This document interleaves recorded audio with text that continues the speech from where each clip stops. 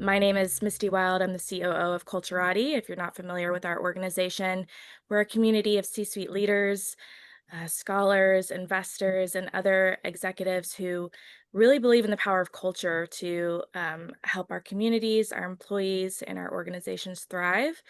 We're very excited for our conversation today with our own Reverend Stephen Tomlinson and Dr. Gregory Wallingford.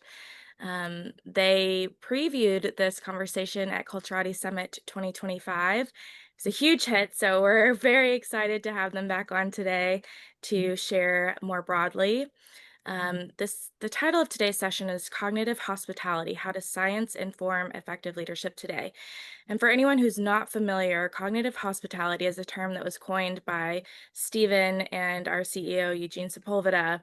And it's about the practice of creating environments, mental, emotional, and physical, where people can remain open, thoughtful, and creative despite pressure. So joining us today is Dr. Gregory Wallingford. He serves as the Assistant Dean for Professional Fulfillment and Wellbeing at Dell Medical School and as Medical Director for Wellbeing at UT Health Austin. He is also an Assistant Professor in the Department of Internal Medicine and Coursing Director of the Foundations of Leadership. He is passionate about equipping others with leadership and well-being skills that promote high performance and deepen joy in clinical work. During the COVID-19 pandemic, he collaborated with the Center for Health Communications to develop a rapid debriefing tool to support clinical teams after stressful events. He also serves as a chair for the Wellness, Wellbeing, and Burnout Special Interest Group in the American Academy of Hospice and Palliative Medicine, and has presented and taught locally, regionally, and nationally on topics related to professional fulfillment and well-being. He previously served as Associate Program Director of the Palliative Medicine Fellowship at Dell Medical School. Apologies, as I'm saying that, I'm like, that is, it feels, I'm not sure. It feels interesting in my mouth today. I don't know. But prior to joining Dell Medical School, he completed his MBA in healthcare management and served as William P. Lauder Leadership Fellow at the Wharton School, as well as a management consultant for McKinsey & Company, who we are delighted to say is our knowledge partner for the fifth, going into our sixth year running. And then Stephen Tomlinson, the Reverend Stephen Tomlinson, he's the Associate Professor of Leadership and Administration. He holds a PhD in economics from Stanford University. He coaches and consults with Wall Street, Fortune 500, and high-tech startup executives and managers on leadership and communication strategy. He taught economics and finance at the University of Texas at Austin for 17 years, where he designed and directed the MBA Professional Development Program. He is also an accomplished playwright and performer. And if you were an attendee 2 years ago, you were fortunate enough to see one of his plays. That one was on AI, and I can link to the video. It was fantastic. But his award-winning solo shows have been produced in Austin and off-Broadway. And not much else to say, but we're delighted to have you. Please share in the chat where you're all tuning in from, and I will let you guys take it from here. Thank you, Misty. The cognitive hospitality conversations are Culturati at its most scientific. We're really interested in how brain chemistry, neurobiology, the nervous system, how we as animals, as embodied human beings, respond to our environment and to one another. And it's just sort of a practical matter of business that our receptivity, our ability to listen, our ability to be creative, all of those things affect our performance at work and are determined by the stimulus that's in our environment. So today we're going to take a really scientific look at something that affects productivity and effectiveness in a work environment, and that is kicked off by the way leaders talk and listen. Greg, it's great to see you again. I've been thinking a lot about the conversation that we had in April, and it might be good for you to start by letting everybody know how you got into this question of how the way leaders communicate affects people's nervous systems and neurobiology and ultimately their performance. Yeah, well, thanks for inviting me back. Delighted to see many people on the participant list. And to answer your question, Stephen, I didn't come at this question directly. I came at it from, I think, a series of pivots of different experiences I had. So I was an emergency medicine physician who burned out, did not know it, and left medicine very briefly to do an MBA, thinking that that was where I was going to find myself and find the career that fit me. And what I found there was that a lot of the leadership behaviors in business school were the things that I wish I had back in medicine. And so I've just been like very fortunate in the sense of timing that nationally the conversation in medicine has been one of there is a burnout crisis in medicine and how are we addressing it? And so, combining pieces of my business school experience and then a clinical environment, I think I've had some unique opportunities to have insight into this. And I want to just say out loud, although I am a physician, these themes I think are universal themes of how do we talk to high performing individuals who may feel like they can figure it out all on their own? And how does our leadership behavior drive then how they perform after that? It's been a long time coming in medicine. I think business has been a bit ahead of that, but I think maybe even the best way to get started in broaching that topic is to jump right into a story. I'm going to share slides. I think the point of this is not for the slides to be the focus of the presentation, but there's a little bit of information and some storytelling that I think will help to have pictures for. So I think what you see right now is a team walking down the hallway. This is a team of doctors. This is a real photo. This is the way that all days start in medicine. You gather as a team and you prepare to go see your patients. I think maybe some things you can relate to is this is a group of people who succeeded at many points in their career. In high school, getting into a good college, getting into medical school, getting into residency. So they have set the bar high for themselves. And in general, this is a team of very high performing individuals. And, the next thing that happens, and this happens all the time in medicine, is someone gets sicker unexpectedly. That is called a code blue. And someone hits this button you see up on the left here. And basically what that means is that crisis has hit and people just flood into a room to go help a patient whose heart has stopped. Again, daily activity, I think, in the hospital, not for every team, but something that happens frequently enough that we know it's happening and infrequently enough that we don't know when it's happening. Mm-hmm. Just going to pause and say, I suspect there are things in the business world as well, where a crisis happens at some regular cadence once or twice a year, but you don't know when it will or what exactly it will look like. So people flood into the room and there's this kind of like crash focus down on this patient. And 80% of the time, statistically, these patients do not survive if they don't have pre-existing medical conditions. And it's more like 95% if they do.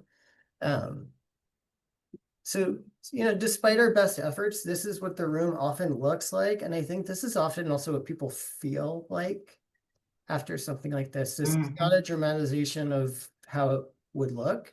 It's kind of just this eerie quiet. And we interviewed a bunch of people who'd been in this type of setting. And the comment that sort of boils it all down is we all saw it and then everyone walked away. Yeah. I think something for us to think about at this point, if this is bringing up anything for those of you who are watching, you might start asking yourself the question, what does a code blue look like for you all at work? What is a moment at work where it is experienced by people as a crisis that amps people up and that brings people into a heightened state of anxiety and focus and awareness? Yeah, absolutely. And what we ask of our physicians is that they walk back into the hall and they talk about the next patient, the next decision, the next thing, and that we don't really give space to acknowledge what just happened. So I just sort of asked, this is a rhetorical question in some ways. This team was ready to go and hit the ground running and do their best work before this code happened. Now it happened, and now we're moving on to the hallway for the next patient. How effective do you think that team is right now? 50%? Is it 60%? I don't think it's 100. And this is a problem that I think relates to all of us, because this is how I see it. There is an intelligent group of people who are highly motivated for the right reasons, and they're put in this high stakes, fast paced environment, and something happens, and it inevitably will. Does this sound familiar? And if so, where? So, taking a step back, just sort of the high level literature in medicine is that we used to think that how you felt, i.e., if you're burned out or not, was how you felt, and you needed to fix how you felt. I think the change over a long period of time has been that how we feel drives how we perform. So when someone is burnt out, they have more medical errors, patient safety scores are less, patient satisfaction is worse. I think that's probably true if you substitute patient for colleague. And organizationally, why this matters, and I think why it's gotten a lot of attention in medicine, is that those same people who are burned out and doing worse work leave more often and cut back on their work more often. And I don't think that's a medicine thing. I think that people who are highly fried, maybe even disengaged, are more likely to start looking at the next job to cut corners on the task that they could give a little bit extra to. And I think, sort of put this in this like science domain. This is a leadership scale in medicine. You rate your direct supervisor on a 1 to 5 for all of these things. So holds career development conversations with me, treats me with respect and dignity, recognizes me for a job well done, etc. Very interestingly, there's a linear correlation between how you rate your manager and how burned out you are. So if you rate your manager poorly on this, for each point you go lower, there's a 3.3% increase in the likelihood of being burnt out. So each point with no ceiling that you give your manager means that you will be less burned out. I think that's just a direct correlation of leadership behaviors drive how we feel, and we know how we feel drives how we perform. So our leadership is directly driving how we perform, and these are human leadership actions. I want to stop here and emphasize this for just a minute. I want to make sure I'm hearing you clearly. Yeah. It sounds like you're saying that my rating of my leader on these very specific qualities of leadership and my experience of getting what I need in terms of direction, motivation, clarity, encouragement, these practical matters right here are direct determinants of whether I'm sustainable or burned out. Absolutely. Yeah. Cool. Keep going, man. This is very practical. So just sort of putting this in like the anecdotal sense instead of data, I think both are important to stories and the data. I suspect you've been on an awful team and hit a hard week, and it's been an awful week. And I also suspect you've probably been on an excellent team and hit an awfully hard week, and it's still been an okay or even a good week, one that you overcome things you couldn't imagine that you would have, one where you all band together around fixing the problem. And so, returning to this, I'm curious, when does your team feel this sense of like, gosh, something hard just happened? Are we going to talk about it? And if so, how? In other words, what is your code? Is it the board meeting? Is it a client that is, challenging you on a semi-regular basis? The characteristics I encourage you to think about is like there's some regularity to it happening. It's not just like a one-time crisis, and the timing is unclear. Yeah. I'm looking at the example, Kate, that you posted, which is it seems spot on the kind of things we're talking about.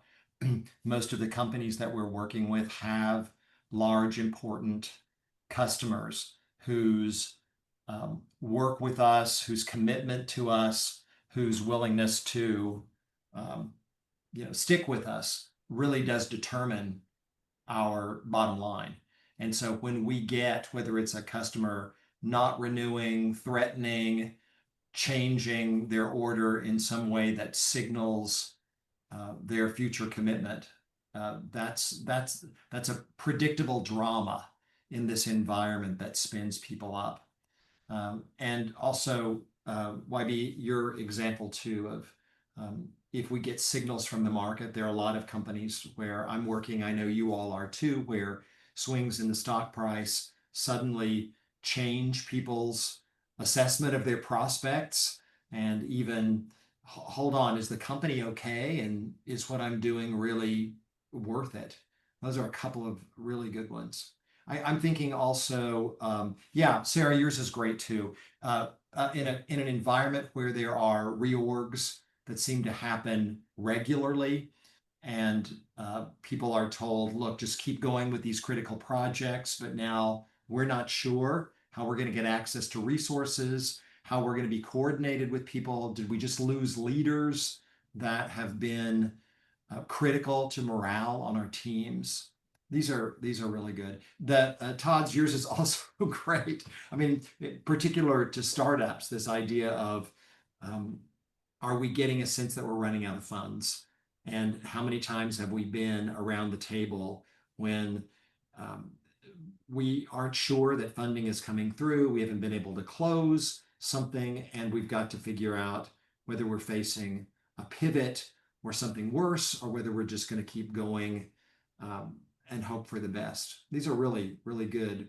I'm wondering, Eugene, and if you have any other ideas that to you fit the mold that Greg's giving us of sort of predictable, but high enough stakes and stress inducing that they get people emotionally worked up. Oh, how about, what are we doing with AI? Yeah, yeah, exactly. When a new technology is suddenly in the mix and it feels like it's lurking around every corner, and people have kind of existential questions, maybe about how they do their work or if their job is still going to be there. Yeah, these are really good. How are tariffs going to impact our revenues? Yeah, yeah. I'm working with a lot of businesses that are having. I was with one a couple of weeks ago that had an emergency meeting in response to a new announcement about trade policy, and they're trying to figure out what do we do. And it didn't feel like a calm meeting. It felt like one where there was anxiety and high stakes. Yeah, good. Yeah, y'all, these are the great, great ideas. Mm-hmm. Yeah. So, thank you so much for providing the context that fits your work environment. So it sounds like there's many sort of relatable, quote, emergencies that pop up. We kind of know they're going to happen. We just don't know when in every sort of setting that people work. My question back now is, knowing that those happen, how did you respond as a leader in that moment? I'm going to ask this sort of, you can put this in the chat if you'd like, or pipe up, or just think about it in your head. What grade would you give yourself when those things happen in the way that you reacted? What unproductive reflexes do you have? What unhelpful habits might creep in a setting of stress like this? I think we all have them. I think in medicine, the one that I mentioned is like, we're going to plow right through to solving the next problem. I think people sometimes feel like, gosh, we're behind, we got to just double down. And I think the question I might even ask back is, in a vulnerable moment like that, is that the leverage that turns the culture in the right direction? Or is it one where people wonder what's going to happen and we just move on and we leave it all to chance? Greg, this question is, to me, makes me think about culture in a fresh way. I think we're usually thinking about culture as habits that we build up over time.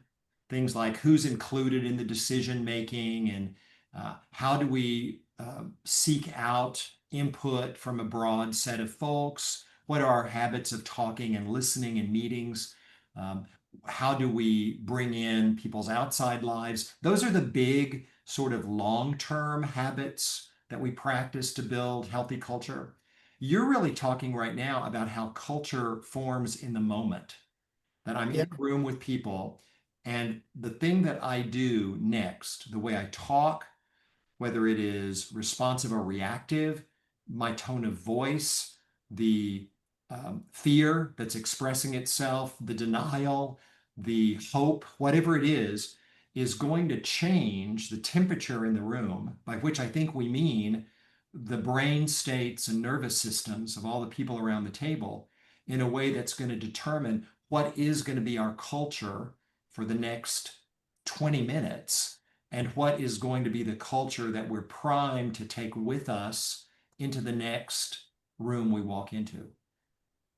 Yeah, absolutely, Stephen. I think to that point, I think sometimes it feels like the culture is like us pointing to the good things. I think culture, maybe even more high leverage, is how do we respond when things are hard? Yeah.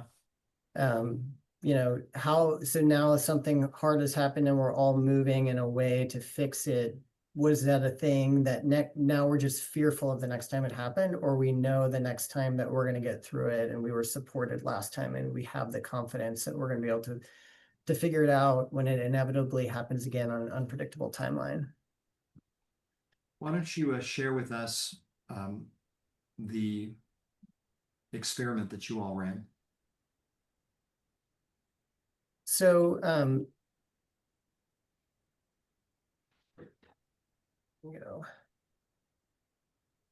So thinking about the code blue again. So again, everyone's crashed into the room. Patient is extremely sick.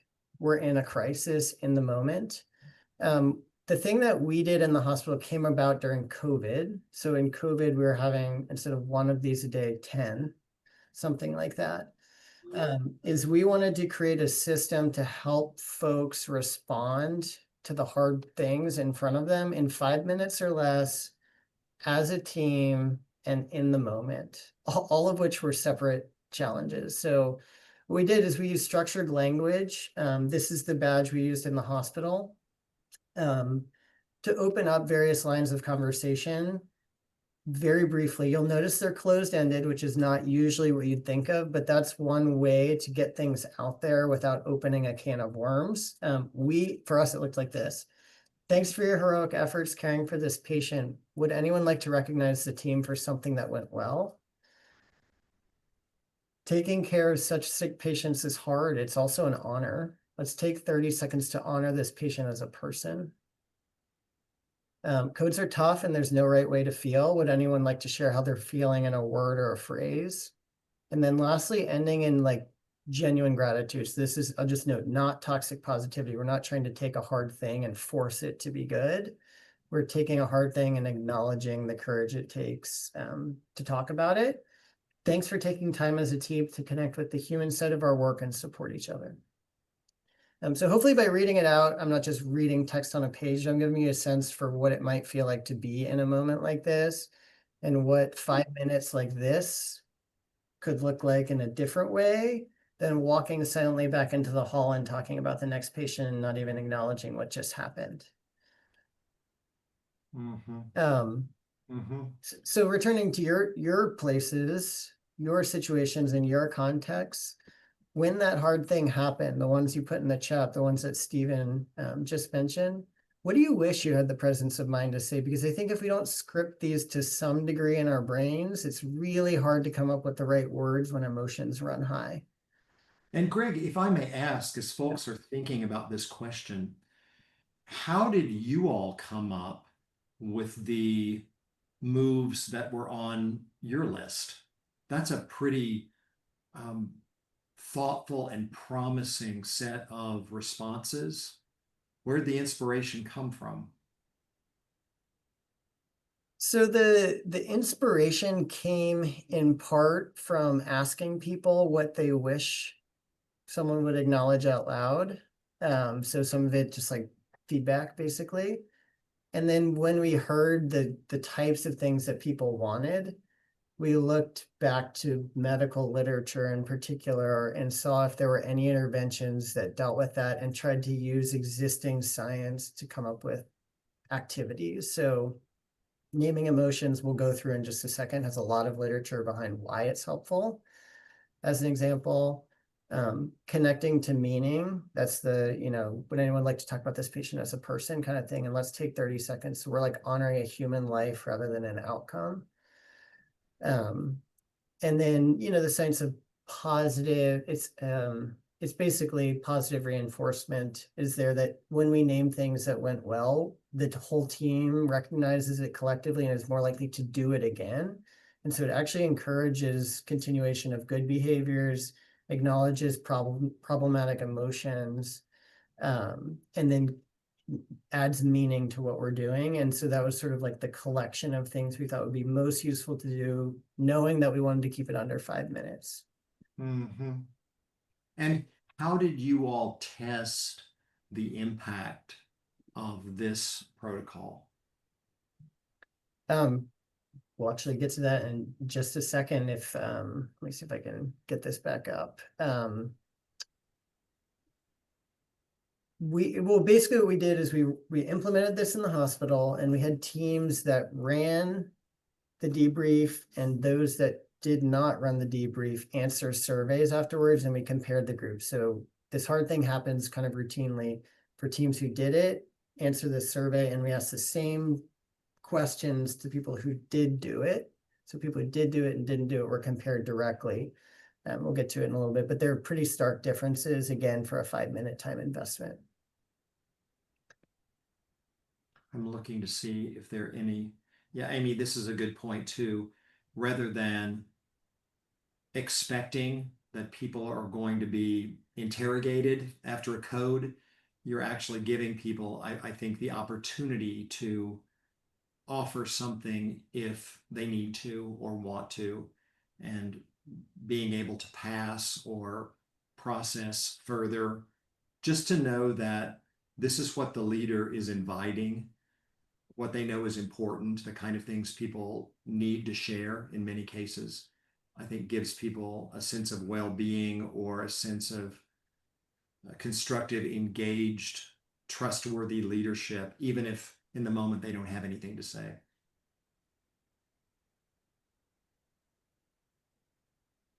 So let me go back into a little bit of science here. I think this will name something that we might intuitively know, but there's actually biologic evidence that this is actually happening. So we talked about naming emotions and the importance of naming emotions. So this is people who are put in an anxiety-provoking situation, and these are fMRIs, which show where blood flow is directed. On the left side are people in these anxiety-provoking situations without naming their emotion. The blood flow all sits in the amygdala, which is a flight, fight, or freeze kind of state of the brain. When that happens, blood flow does not go to the part of our brain that thinks rationally. I think we all can kind of maybe even relate to this, like, someone runs in and is like, oh my God, like the lecture hall's on, we had termite treatments. You're not going to be able to present today. What are we going to do? It's really hard to problem solve with that person in the moment. One thing that we can do that's very easy and deceptively simple is to try to name the emotion that person might be feeling. And what it does, we know this because of blood flow studies using fMRIs, that when you name an emotion, blood flow redistributes from the amygdala, which is the flight, fight, freeze area, into the area that helps us think. And so, saying something like, oh my gosh, I know how much effort has gone into this. That's got to be really stressful.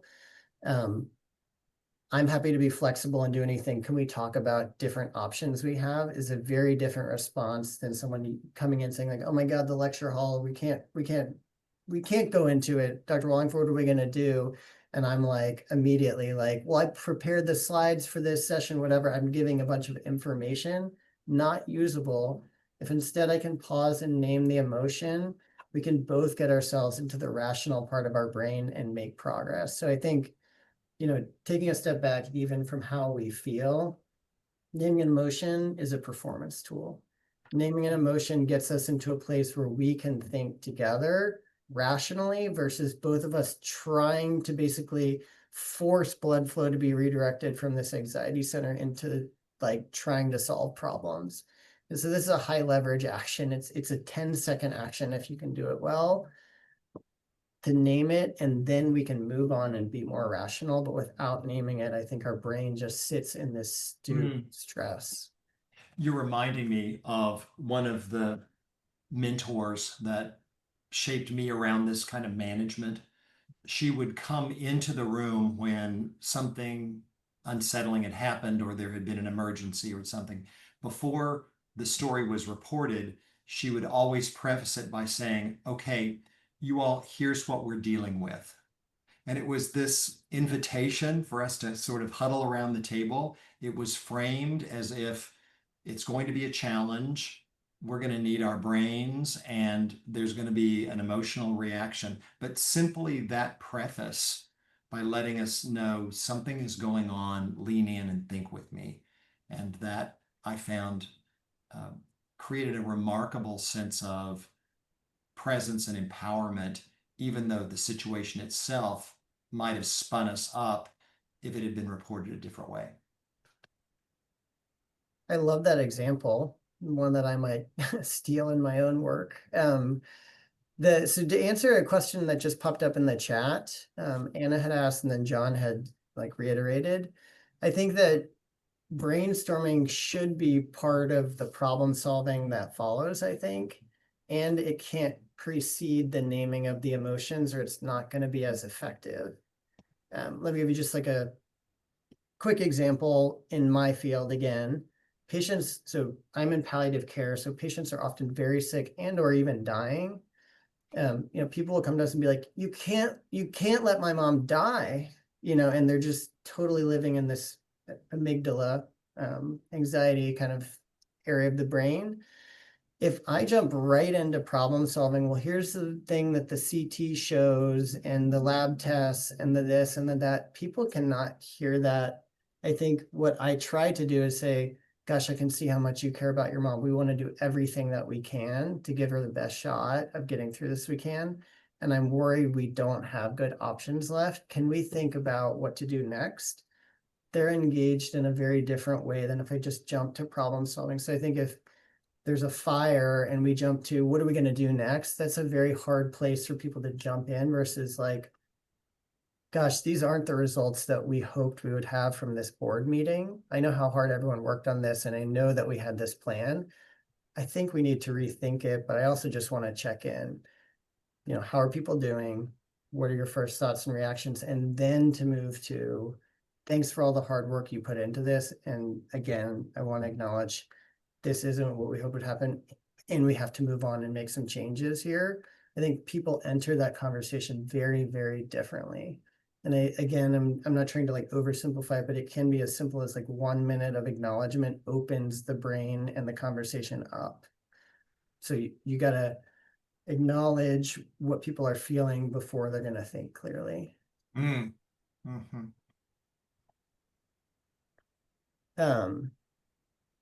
These are quotes. So again, this is the study we did. We interviewed people after they had done this. I'm giving these not because I want to tell you about debriefing, but I think how much difference 5 minutes can make is pretty evident in these interviews. So there's a huge importance to supportive debriefing relatively quickly after it being the code occurs. You're able to get in control or at least understand the emotions you're feeling so you don't allow those to impact the future care that comes to be immediately after an event takes place. So they have now become more effective in their naming that at moving on. The second one is it builds relationships. I think relationships are built in hard times more rapidly than in good times. My relationship with them, the team, is completely different in a good way than with anyone else I've ever worked with. And it's because I feel like we grew closer through the debrief. The third is turning something negative into a positive, so kind of reappraising as a group. Turns out it turns something that happens that could be potentially traumatic work into something positive, something that builds teamwork, builds meaning, builds perspective. I think, again, these sort of speak to this like, gosh, I wish that I could do a debrief like that is the way that I feel when I read these quotes. It doesn't necessarily have to be exactly like the one that we described, but I think that these are just evidence of how different a debrief can make something feel. So sort of in summary, it's very clear from neuroscience that naming emotions can turn off the amygdala, the part of the brain that makes it really hard to think. And it's also really clear that naming emotions can help that dramatically, and it's a very, very short exercise. Connecting that all together, leaders are the ones who create the spaces to acknowledge the things that happen that allow us to move on and think clearly and perform at the high level that we want.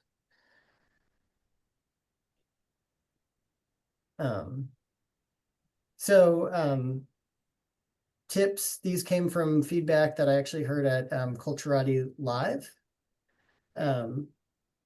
One is to frame debriefing as an invitation. You don't want to force people who are feeling overwhelmed to talk or name emotions. So I usually say, this is an opportunity, not an obligation. The third one is when you're thinking about doing it in your environments, being sure to be very sensitive to the fact that people are feeling vulnerable in these mistakes situations. And so if you frame it in a way where they feel like they're being manipulated to try to turn something hard into easy, turn something stressful into unstressful, they are very sensitive to that. And so just return to what you can be grateful for, regardless of how they feel. I'm really grateful that you took the time to talk about this hard situation with me.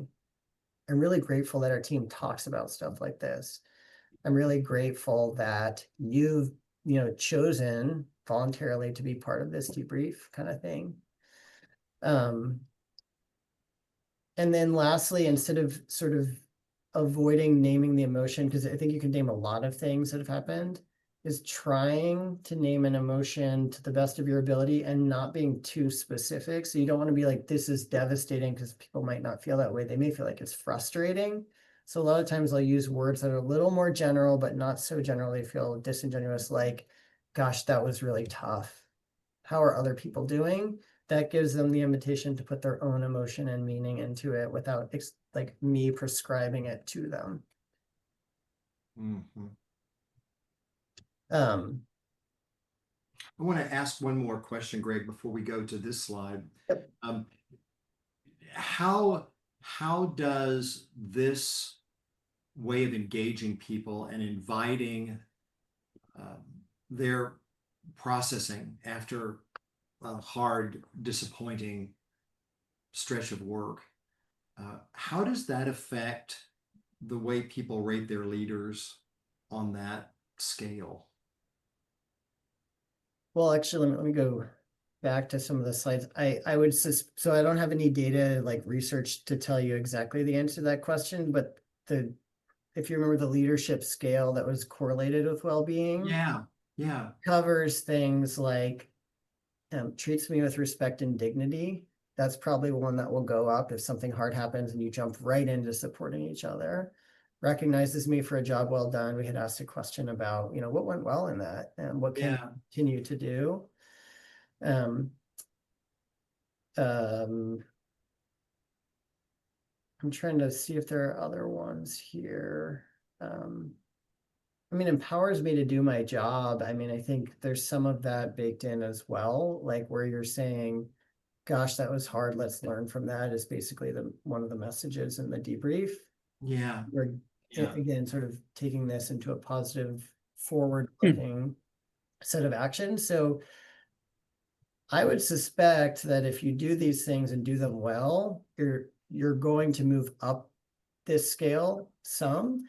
And I think the opposite is actually maybe even more true. If something hard happens and everyone's hurting and confused and disappointed and you don't mention it, I think you will march yourself backwards on that scale. So I don't think it's like a neutral moment where if you do it, you can make some improvements. I think your default is going to be to lose some leadership credibility if you don't, versus gain some if you do. And so I suspect there's a wedge there. You've taken that scale, which already is correlated with people's sense of good leadership that makes their job sustainable. So because you already have data that says people who can say yes to this experience of leadership are people who are able to show up consistently and effectively at work. and now you're reverse engineering it. And I think there's two ways of thinking about this for those of us who are imagining what's our version of a debrief like this. On one hand, you could have taken that list and said, as a doctor, what do I need to say to make my people feel this way about me? And that is sort of a manipulative or strategic approach to those questions. I think the more interesting question would be, as a doctor, if I really did feel this way about people, what would I do in that moment? And that's the question that I'm going to be asking myself as I look at that list. I'm going to say, if I actually did feel this way about people, if this was the emotional investment that I'd made in my team, if I had this standard of integrity and relationship with someone, what would I be inclined to do? And I think that that's going to help us find our own authentic approach in this moment, the things that we would say that are actually true to who we are and our relationship with our team at its best. That sheet or that list of questions or that list of dispositions can be good inspiration for coming up with the kind of debrief that would be right for you with your team and your environment. And I think, Stephen, just even add on to that point is, I think many times when these things happen, we know we need to do something, but we don't know how to say it well, or we don't know what to do. And that's part of, hopefully, the exercise today is thinking about, like, how do I authentically open it? Because I know I want to, and I just need the words, or I just need the format, or I just need the nudge. Yeah. Because if we just put ourselves in there and hope that we're going to revert to our habits, which are going to be very cognitive, very problem solving heavy, perhaps even, reacting to emotions. And I think if we can create just enough space and prompting in our brain, we can interrupt those habits in ways that turn a left into a right, meaning like we were going left and we were just gonna kind of plow through it and ignore, versus we're gonna acknowledge and move forward. And it's such a small pivot, these moments, but they're such high leverage moments. Like, when something really bad happens, that's when I wonder how my leader's going to show up, not when something's going great. Yeah, no, that's really good. Let's take a look at your summary observations and questions, and then we probably are going to want to open it to see what people online want to make sure we talk about. So these are basic summary points that also get to hopefully thinking about the action you want to take. So again, going back, what's your code in your environment? What's the thing that happens with some regularity that's really hard to deal with? And what do you wish you had the presence of mind to say now before you get into it? The three actions that we took, were naming emotions, diffusing, so taking 30 seconds to like honor the situation as it is, and then creating an invitation to be part of something like this. It may look or feel different in a different culture, in a different company, but I think some version of these probably feels some degree of authentic. But I would encourage you to think about how you'd adapt the language and how the small changes in the ways that it's phrased and whatever work well for your company and your team. So these were the takeaways, not put as action items, is that science tells us that leadership impacts well-being, and well-being impacts how we perform and show up at our job. If we don't do anything, there's a high cost to it as well. So the high cost of our habits and habits under stress in particular, I hope has become a little bit more clear. And then lastly, we hope that you've been able to see how it shows up in a hospital to then jog your own sort of thoughts about how this might look for your team. And maybe you don't even need all three parts. Maybe it's just one. Maybe you take some of the language directly over, or maybe it's changed completely. But I hope this just gives you some time to think about, how would I like to react, and what would be the words to me that would be authentic to accomplish this diffusing, acknowledging, humanizing before I jump into problem solving. I think someone had put in the chat that like the highest level leaders often are wired to fix. And we do need to fix, but I think we have to acknowledge people before we fix things. Greg, could you take us back to the scale where people are rating their leaders? Yes. Because I'm realizing that this is something else that might help us as we're trying to apply this in our own environments. So, yeah, I think a question for me to ask myself might be when I'm really committed to or excited about empowering someone to do their job, when that's my desire, what are the things that I'm going to be doing? And when I'm wanting to make sure, when I really am proud or impressed with the quality of work someone has done, what are the things that occur to me to do? To me, this is just a set of prompts or what might ultimately wind up on our list of things to uh, have at our fingertips when we suddenly realize that the adrenaline and the stress is coming on. Cool. Thank you. Thank you so much for sharing this research. And I can tell from what people are writing in the chat that it's provocative. Looks like we've got a question already. Do you want to take a look, Greg, at the question that YB has just put in the chat? So YB, thanks for asking this question. This is actually one of my favorite things to talk about. So we piloted this debrief in simulated settings, so like not even real patient encounters, and people liked it and started using it. And so then I got approached by various folks at the hospital saying, hey, we heard they do it over there. We heard you do it in sim. Can you teach it to our group? And I think there's a positive peer pressure element rather than a negative one here. The culture in medicine is that these don't really exist. And so when people see it done well, they want to be like the person who's doing it well. They don't feel ashamed for not doing it. And so there's like a very, very quick uptake where like within a couple of months, we had basically the whole hospital and like the chief nursing officer wanted to print badges and distribute it to everyone. So there's definitely a contagious cultural element when you open this up that plays to the advantage, I think, of organizations where many people say, I wish I knew how better to respond in a crisis like this in a way that feels authentic. That also helps my company and my team. So Kate said, I'm thinking about what happens when a leader's normal modus operandi is code blue and how that impacts the team. I don't have scientific data to answer that, but what I can say is that people will live in their amygdala, which basically shuts down how they think. So you're leaving performance on the table, I think, when you've created an environment where people are feeling a lot, and what the reality of their experience is that while they're feeling a lot, they're being asked to go solve problems. I mean, those are really hard and somewhat at tension with each other. And I know acknowledging emotions doesn't shut it down, but it allows that to be part of how you move forward. Is like, my leader understands where I'm coming from and we're going to work together to move this forward, versus like, I feel unseen and unable to move forward, yet I'm being asked to. Mm-hmm.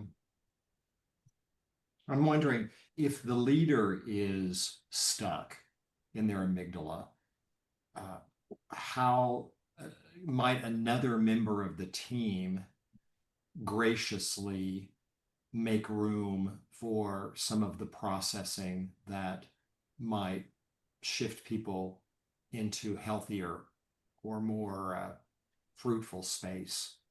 I'm just imagining, I think we've probably all seen when you have a leader that's stuck there, that someone else was able to ask a question in a way that the leader themselves recognized, oh, we're making room here for what's underneath. Sometimes when I'm stuck in my amygdala, I don't have the presence of mind, but I can recognize when someone else is doing it. Yeah. I mean, I think creating an invitation for the leader, assuming that you have the safety to do so, it might look something like, hey, Stephen, there's been a lot going on recently. How are you doing? Yeah, It's that's very different than, how are you doing today? Your answer in one is going to be gut instinctive, fine, good, living the dream, or busy, like the usual reactions that don't get anything. But if I can get you to name your own emotion, it actually helps you. So how can I encourage that? You've been in the hospital for 3 weeks, and yeah, I heard you missed Christmas at home. How are you doing? It's a very different question than how do you feel today? yeah, it's So, good. so the preface just matters a lot, and it gets people to name their own emotion. And the preface acknowledges what people are afraid to talk about or what is the hard thing that's being denied or ignored. Kate's asking, in a distributed environment, can you express the emotions with emojis or somehow create a way to, do that in a way that fits in the language of that kind of interaction? I love that idea. I I do haven't too. tried it, but I think it's a great idea. And I wonder, is the science going to back that up? That like naming an emotion is really about you identifying it, and so putting it in an emoji is just the same, or is it something about verbalizing it? I don't know. But in either case, I think it creates and opens a conversation that would be hard to bring up otherwise. If you notice a lot of people are, showing anger as their emoji, Mm, that might open up a conversation. It seems like a lot of people are, feeling different ways. And I notice there's a lot of these angry emojis. Does anyone want to talk about that? yeah. Versus just not asking the question and moving right into here are the 7 things we need to do. Let's jump into our KPIs. Todd is asking, what if the code blue is an event outside of work that the team experiences together and people are showing up, with the effects of that? How is that? Um, Um, I'm trying to, so if the code blue event is outside of work together, so like this would be like political stuff or like, I'm trying to get a theme for with the team's stuff showing up outside of work together. well, like for instance, if the storms have created a lot of damage in your community, or if it is, and Todd can give us an example if he wants to of the kind of thing. Yeah, Jessica says floods in Austin or natural disasters. What's going on in Kerrville, or Yeah. the kind of thing where you So know that. I can give an example even for the floods in Austin, since that's close to home here. Again, trying to like pull back to pieces of the session we just gave. Can we create an invitation, but not make it feel like an obligation and start to help people name their own emotions? I said things like, the floods have been devastating and they've hit people very differently. Some directly, some indirectly affected, and some not really affected much at all. I just wanted to come in and check on you and see how you're feeling. Most Mhm. people took that as like a thanks so much for checking in. I really appreciate it. And I'm actually doing okay. But it gave them the opportunity to really truly name that they're doing okay versus sort of, I think, an open call of without that context. I think I'm not sure how helpful it would be because I think some people would be nervous to even say I'm doing good because I have no family. I don't know anyone who's been part of that. And so Yeah. just the invitation plus then giving them the space to name emotion doesn't look that different in a setting like that versus a work setting, is sort of like my instinct. Yeah. I'm also thinking if something happens like an election where people have strong feelings, but not everyone has the same feelings. I've seen leaders also um, be very um, wise, I think, in acknowledging to people that um, we we all have a mix of feelings about what's going on right now, and um, it's important that we're gentle with each other and that we are, however this turned out for you, that you are being um, as gentle as you can in an environment where people feel differently. And I think just somehow to name that you have feelings about this. We have different feelings about this. You're in an environment where um, people are experiencing this differently than you are. This is one of these moments where if we can be gentle with each other, then um, there's an opportunity. I found Yeah. that to be helpful. I love that too, because that's like basically using a different modality to accomplish the same purpose, which you can imagine would be very helpful. Is like there's a lot of different people here with different opinions on the election that just happened. And I think many people are feeling a lot of emotions. So I just want to name that and also give an encouragement to be gentle around those you're working with today and for the next little bit. That just humanizes the whole thing so much more and creates a message that I think people can rally around. It's like we're all human, we have different experiences, and yet we're going to be here to support each other. Um, versus not mentioning it, let's say, which is often I think an instinct is that it's too tricky to mention. Let's just not mention it. I've heard that in various Yeah. places. I think also there's something about the way that particular leader framed that moment that made all of us at work feel like today being human has crashed into the workplace in a particularly powerful way. And our opportunity today, which we won't have every day, is to be gentle and present with each other. And it's almost like sometimes capitalism gets these little unexpected visits that really do foreground our humanity and create an opportunity for kindness that people I think are eager to lean into. And so to be able to see the opportunity to invite full humanity when it appears at work, that's the kind of leader I think we all are going to extend ourselves for. Amy had one more question. I just wanted to say one thing because you brought up such an amazing point there that I think sometimes we see crises as a situation to dig out of because they're a problem. I think there's a way to see crises as this opportunity to bring people together and support each other that moves us in such a positive direction versus just digs us out of the hole we're in. I mean, the results already happen. The only thing salvageable is how we treat each other and Yeah, how we exactly. support I each mean, other. And so that's like a true opportunity that wouldn't exist without the crisis in some ways. Not that we want a don't crisis. waste a good crisis. You know, if you have a crisis without caring for one another, you miss the real opportunity. I think we're at time.